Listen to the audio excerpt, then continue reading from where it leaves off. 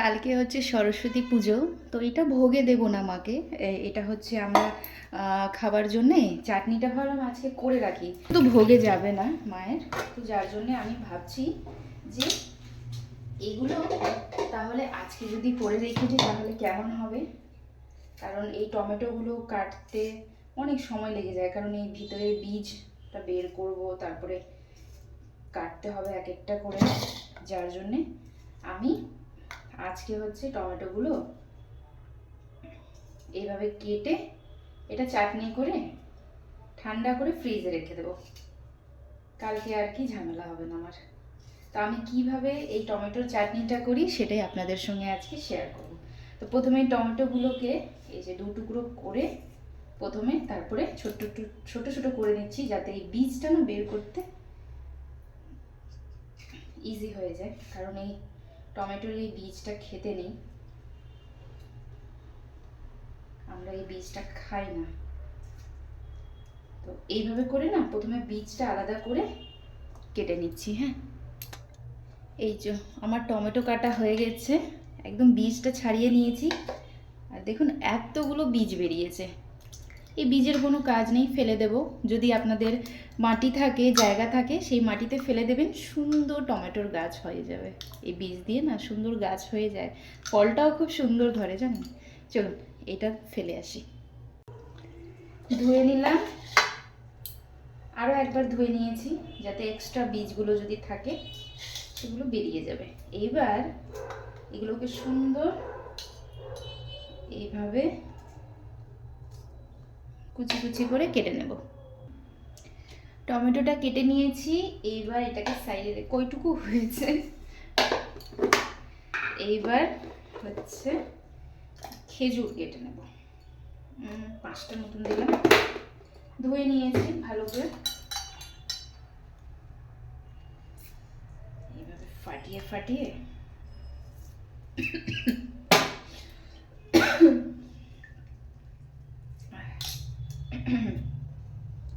ভিতরের বীজগুলো বের করে এটাকে একদম কুচি কুচি করে কুচিয়ে নেব। অনেকগুলো না খেজুর ভালো না, ভেতরে পোকা হয়ে গেছে, যার জন্য আর কি এইভাবে খুলে খুলে। আমসত্ত্ব থাকলে ভালো হইতো, তবে যা আছে তাই দিয়েই করে দেবো।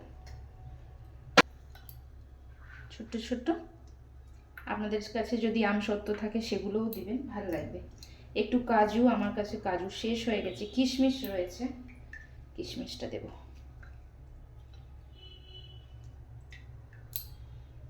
একটু কিশমিশ দিলাম, ভালো হবে টেস্ট। নর্মাল কড়াইতে বানিয়ে নিচ্ছি, কারণ এটা তো ঠাকুরের ভোগের নয়। অল্পখানি তেল,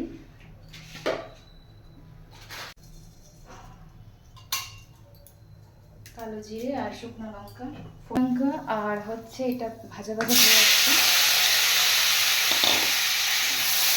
কেটে রাখা টমেটো দিয়ে দিলাম, একটু লবণ,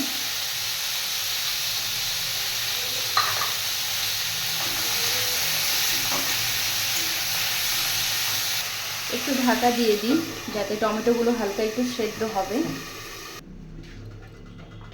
একবার খুলে দেখি, খুব সুন্দর জল ছেড়েছে,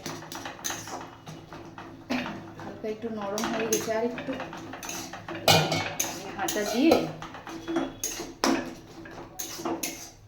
এইভাবে একটু মিক্স করে নিচ্ছি।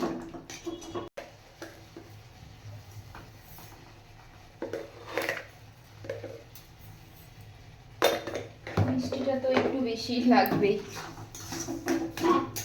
কারণ এটা টমেটোর মিষ্টির চাটনি হচ্ছে। এবার এই যে খেজুর কিশমিশ দিয়ে দিলাম। এই সময় ওই যে আমসত্ত্ব যেটা হয় না, টুকরো টুকরো করে কেটে ওগুলো দিয়ে দিতে পারেন, একটু কাজু দিয়ে দিতে পারেন, খুব ভালো লাগে।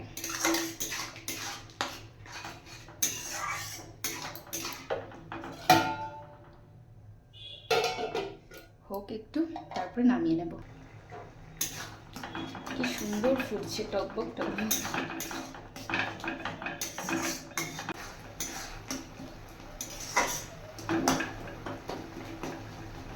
যে একবার এইভাবে মিক্স করে নিচ্ছি।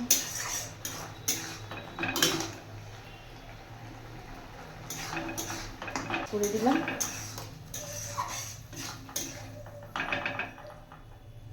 এটাকে এবার ঢেলে নিচ্ছি।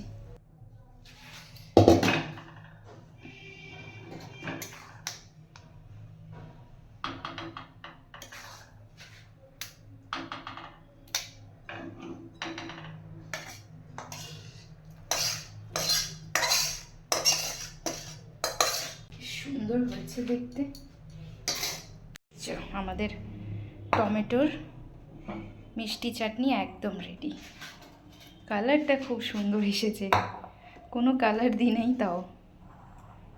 চলুন এইভাবেই রেখে দেব, ঠান্ডা হইলে রাতে ফ্রিজে ঢুকাবো। এখন এইভাবেই থাক, গরম আছে তো ফ্রিজে দেওয়া যাবে না।